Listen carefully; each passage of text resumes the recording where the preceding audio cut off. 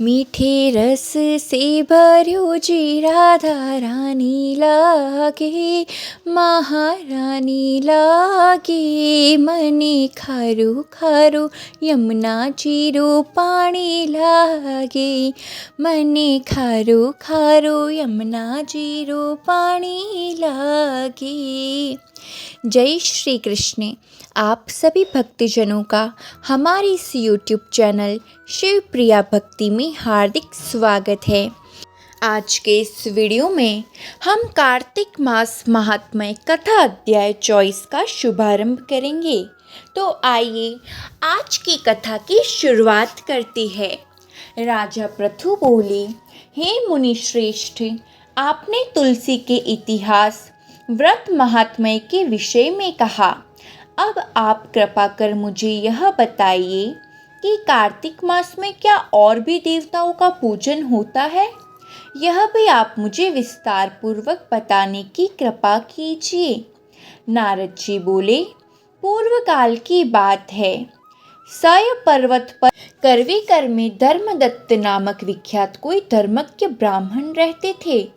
एक दिन कार्तिक मास में भगवान विष्णु के समीप जागरण करने के लिए वे भगवान के मंदिर की ओर चले। उस समय एक पहर रात बाकी थी। भगवान के पूजन की सामग्री साथ लिए जाते हुए ब्राह्मण ने मार्ग में देखा कि एक भयंकर राक्षसी आ रही थी। उसका शरीर नंगा और मांस रहित था। उसके बड़े बड़े दांत, लपकती हुई जीभ और लाल नेत्र देखकर ब्राह्मण भय से थर्रा उठे। उनका सारा शरीर कांपने लगा। उन्होंने साहस करके पूजा की सामग्री तथा जल से ही उस राक्षसी के ऊपर प्रहार किया। उन्होंने हरि नाम का स्मरण करके तुलसी दल मिश्रित जल से उसको मारा था, इसलिए उसका सारा पातक नष्ट हो गया। अब उसे अपने पूर्व जन्म के कर्मों के परिणाम स्वरूप प्राप्त हुई दुर्दशा का स्मरण हो आया। उसने ब्राह्मण को दंडवत प्रणाम करके इस प्रकार कहा, हे ब्राह्मण, मैं पूर्व जन्म के कर्मों के फल से इस दशा को पहुंची हूँ। अब मुझे किस प्रकार उत्तम गति प्राप्त होगी? धर्मदत्त ने उसे इस प्रकार प्रणाम करते देखकर आश्चर्यचकित होते हुए पूछा, किस कर्म के फल से तुम इस दशा को पहुंची हो? कहाँ की रहने वाली हो? तुम्हारा नाम क्या है और आचार व्यवहार कैसा है?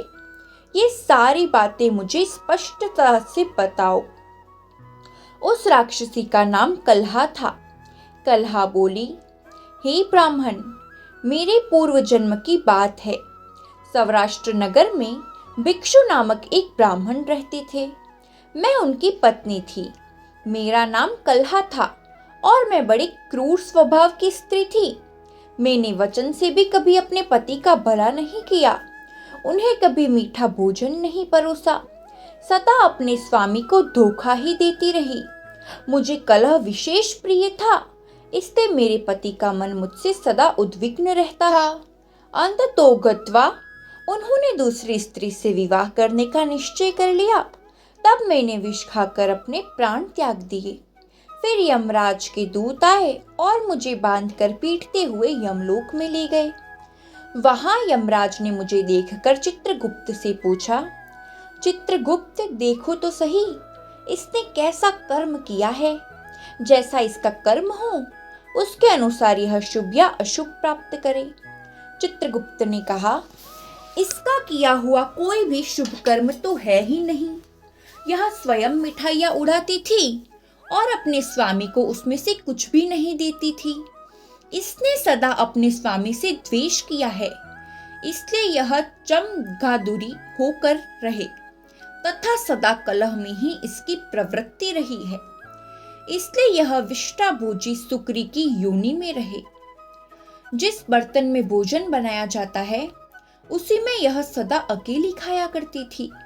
अतः उसके दोष से यह अपनी ही संतान का बान करने वाली बिल्ली हो। इसने अपने पति को निमित्त बनाकर आत्मघात किया है, इसलिए यह अत्यंत निंदनीय स्त्री प्रेत के शरीर में भी कुछ काल तक अकेली ही रही। इसे यमदूतों द्वारा निर्जल प्रदेश में भेज देना चाहिए वहां दीर्घकाल तक यह प्रेत के शरीर में निवास करे।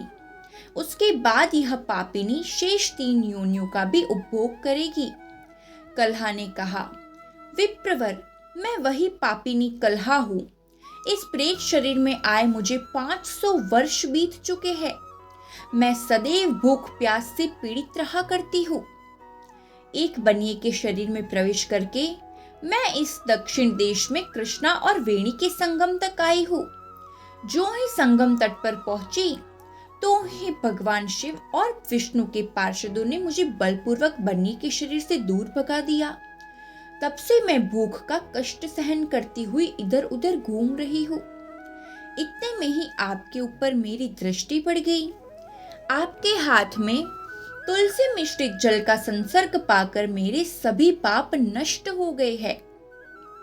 बताइए, मेरे इस शरीर और भविष्य में होने वाली भयंकर 3 योनियों से किस प्रकार मुक्त हो पाऊंगी मैं? कलहा का यह वचन सुनकर धर्मदत्त उसके पिछले कर्मों और वर्तमान अवस्था को देखकर बहुत ही दुखी हुआ। फिर उसने बहुत सोच विचार करने के बाद कहा, धर्मदत्त जी के कथन की कथा का वर्णन अब हम 25वें अध्याय में करेंगे। तो यहाँ पर ही होता है कार्तिक मास कथा महात्म्य 24 संपूर्ण। तो प्रेम से बोलिए राधे राधे। आइए अब हम आपको भगवान श्री कृष्ण के जीवन से जुड़ी हुई एक आध्यात्मिक कहानी सुनाते हैं, जिसे आप ध्यान से सुनिएगा। महाभारत युद्ध में अर्जुन और कर्ण आमने सामने थे। दोनों दिव्य अस्त्र शस्त्रों से लड़ रहे थे। जब जब अर्जुन के तीर के कर्ण के रथ पर लग रहे थे तो कर्ण का रथ बहुत पीछे खिसक रहा था। दूसरी ओर जब कर्ण के तीर अर्जुन के रथ पर लगते तो उसका रथ थोड़ा सा ही पीछे खिसकता था। ये देखकर अर्जुन को घमंड हो गया कि उसके बाणों में तो बहुत ही ज्यादा शक्ति है। अर्जुन ने ये बात भगवान श्री कृष्ण से कही तो भगवान ने कहा कि तुम्हारे बाणों से भी ज्यादा शक्ति तो कर्ण के बाणों में है अर्जुन। भगवान की बात सुनकर अर्जुन ने कहा कि ये कैसे संभव है वासुदेव, मेरा रथ तो थोड़ा सा ही पीछे खिसक रहा है। श्री कृष्ण ने कहा कि तुम्हारे रथ पर तो स्वयं मैं बैठा हूँ। ऊपर ध्वजा पर हनुमान जी विराजित है। तुम्हारे रथ के पहिए को शेषनाग ने थाम रखा है। इतना सब कुछ होने के बाद भी कर्ण के बाण से ये रथ पीछे खिसक रहा है, तो इसका मतलब तो यही है कि उसके बाणों में अत्यधिक शक्ति है। ये बात सुनकर अर्जुन को अपनी गलती का एहसास हो गया और उसका घमंड टूट गया। तो इस कथा से भगवान श्री कृष्ण हमें क्या सिखाते हैं? भगवान श्री कृष्ण ने अर्जुन को सीख दी है कि कभी भी हमें अपनी शक्तियों पर घमंड नहीं करना चाहिए और हमारे शत्रु को कमजोर नहीं समझना चाहिए।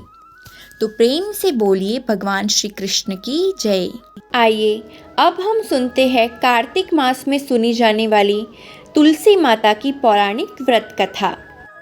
कार्तिक महीने में एक बुढ़िया माई तुलसी जी को सींचती और कहती, हे तुलसी माता, सत की दाता, मैं तेरा बिरला सींचती हूँ, मुझे बहू दे, पीताम्बर की धोती दे, मीठा मीठा घास दे, बैकुंठा में वास दे, चटक की चाल दे, पटक की मौत दे, चंदन का काठ दे, रानी सा राज दे, दाल भात का भोजन दे, ग्यारस की मौत दे, कृष्ण जी का कंधा दे।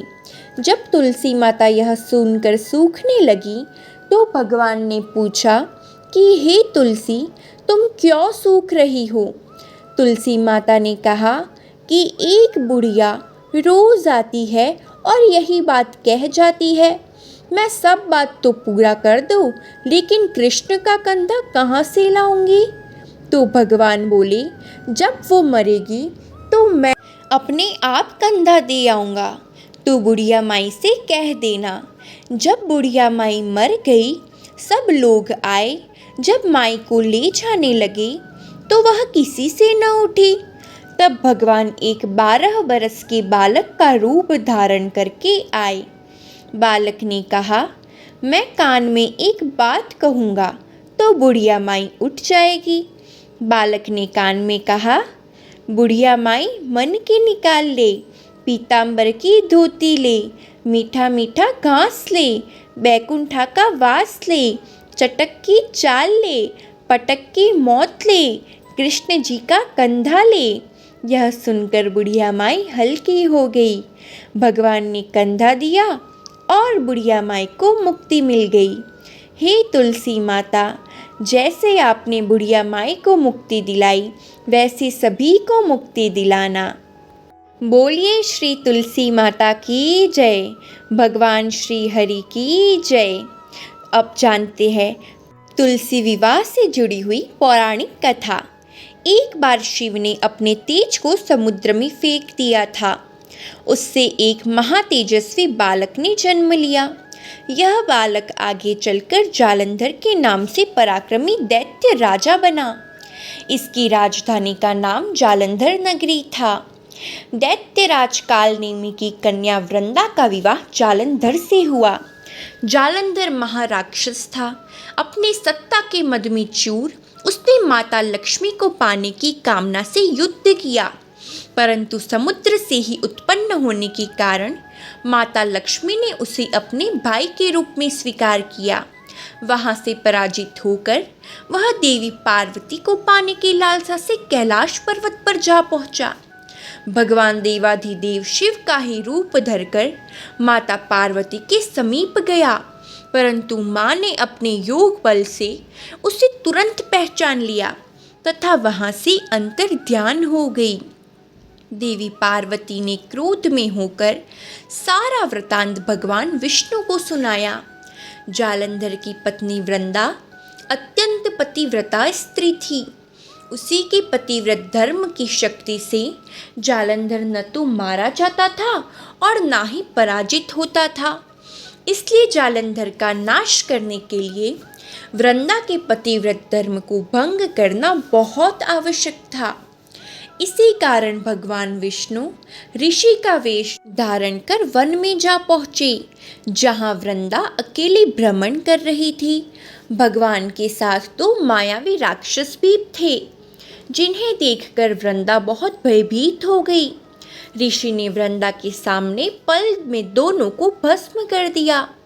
उनकी शक्ति को देखकर वृंदा ने कैलाश पर्वत पर महादेव के साथ युद्ध कर रहे अपने पति जालंधर के बारे में पूछा।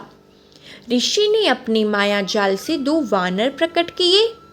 एक वानर के हाथ में जालंधर का सर था और दूसरे के हाथ में धड़। अपने पति की यह दशा देखकर वृंदा मूर्छित होकर गिर पड़ी। होश में आने पर उन्होंने ऋषि रूपी भगवान से विनती की वह उसके पति को जीवित करे। भगवान ने अपनी माया से पुनः जालंधर का सर धड़ से जोड़ दिया, परंतु स्वयं भी वह उसी शरीर में प्रवेश कर गई। वृंदा को इस छल का तनिक भी आभास न हुआ। जालंधर बने भगवान के साथ वृंदा पतिव्रता का व्यवहार करने लगी, जिससे उसका सतीत्व भंग हो गया।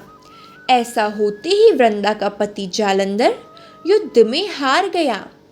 इस सारी लीला का जब वृंदा को पता चला तो उसने क्रोध होकर भगवान विष्णु को हृदयहीन शिला होने का श्राप दे दिया। अपने भक्त के श्राप को भगवान विष्णु ने स्वीकार किया और शालिग्राम पत्थर बन गए। सृष्टि के पालनकर्ता के पत्थर बन जाने से ब्रह्मांड में असंतुलन की स्थिति हो गई। यह देखकर सभी देवी देवताओं ने वृंदा से प्रार्थना की कि वह भगवान विष्णु को श्राप से मुक्त कर दे। वृंदा ने भगवान विष्णु को श्राप मुक्त कर स्वयं आत्मदाह कर लिया।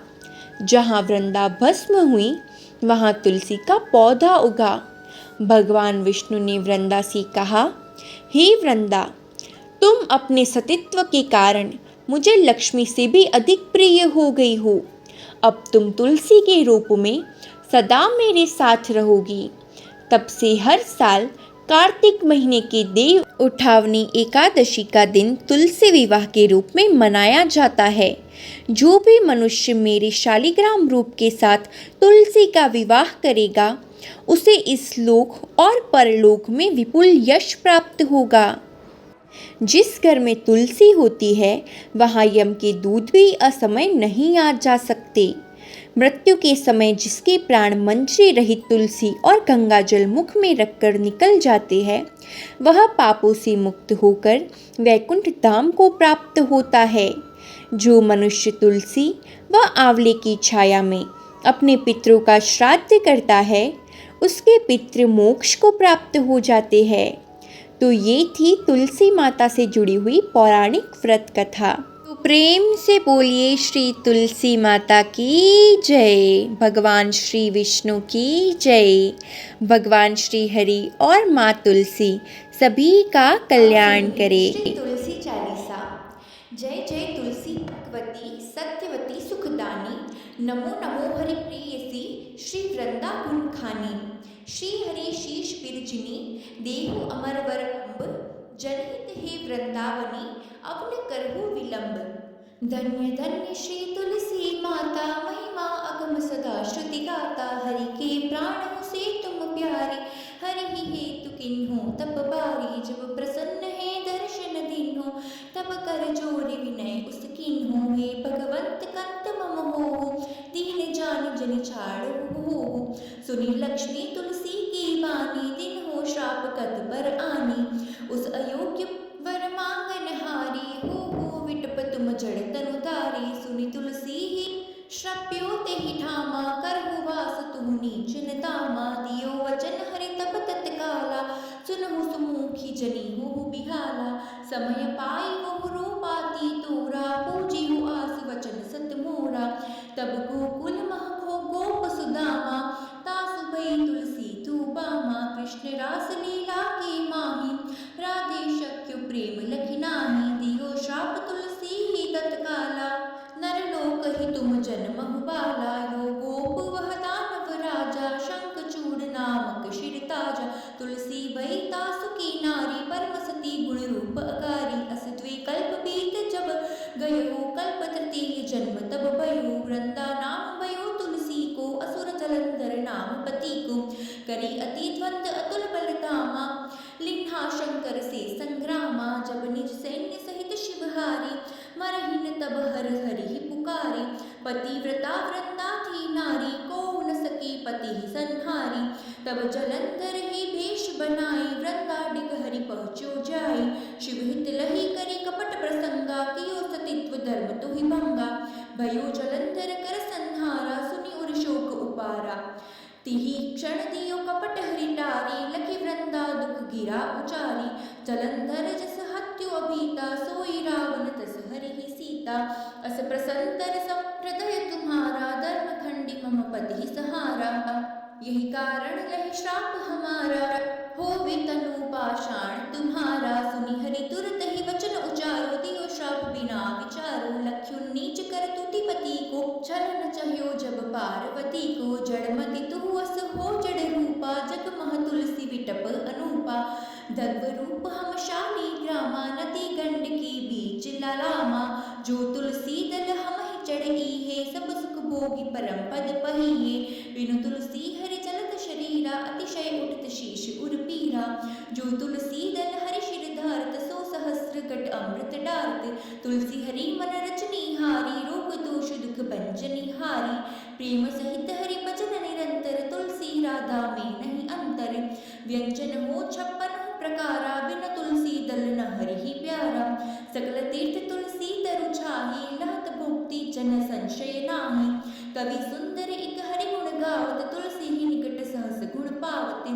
बसत निकट दुर्वासा धामा, जो प्रयास ते पूर्व ललामा।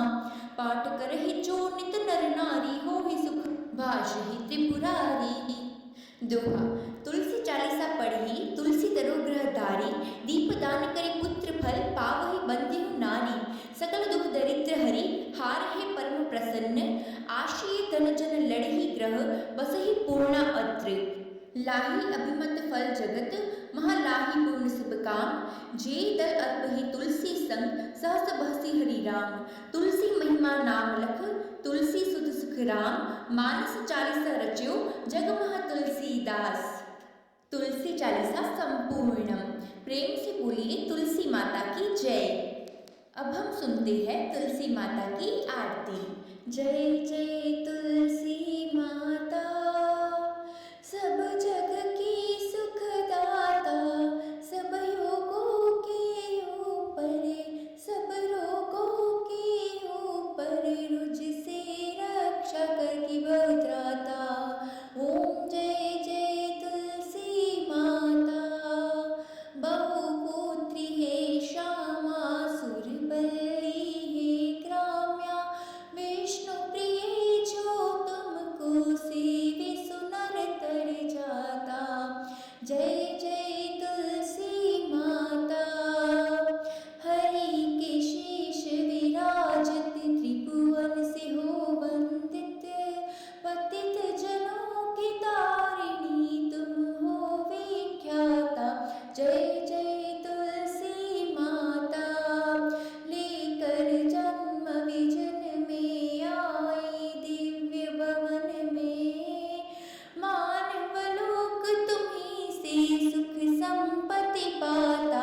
ओम जय जय तुलसी माता, हरि को तुम अति प्यारी, श्याम वर्ण सुकुमारी, प्रेम अजब है उनका तुमसे कैसा नाता। ओम जय जय तुलसी माता, हमारे विपद हरो तुम कृपा करो माता। जय जय तुलसी माता, मैया जय तुलसी माता, मैया जय तुलसी माता। कर्पूर गौरम करुणावतारम, संसार सारम भुजगेन्द्रहारम, सदा वसन्तं हृदयारविन्दे, भवं भवानी सहितं नमामि। मङ्गलं भगवान् विष्णु, मङ्गलं गरुडध्वज, मङ्गलं कुण्डलीकाक्षो, मङ्गलाय तनोहरि, सर्वमङ्गलमाङ्गल्ये शिवे सर्वार्थसाधके, शरण्ये त्र्यम्बके गौरी नारायणी नमोऽस्तुते, नारायणी नमोऽस्तुते। तो ये थी आज के वीडियो में संपूर्ण जानकारी। अगर आपको वीडियो अच्छी लगी हो तो वीडियो को लाइक ज़रूर करना और हमारे चैनल को सब्सक्राइब ज़रूर करना, ताकि ऐसी संपूर्ण कथाओं का लाभ आप तक पहुंच सके। जय श्री कृष्ण।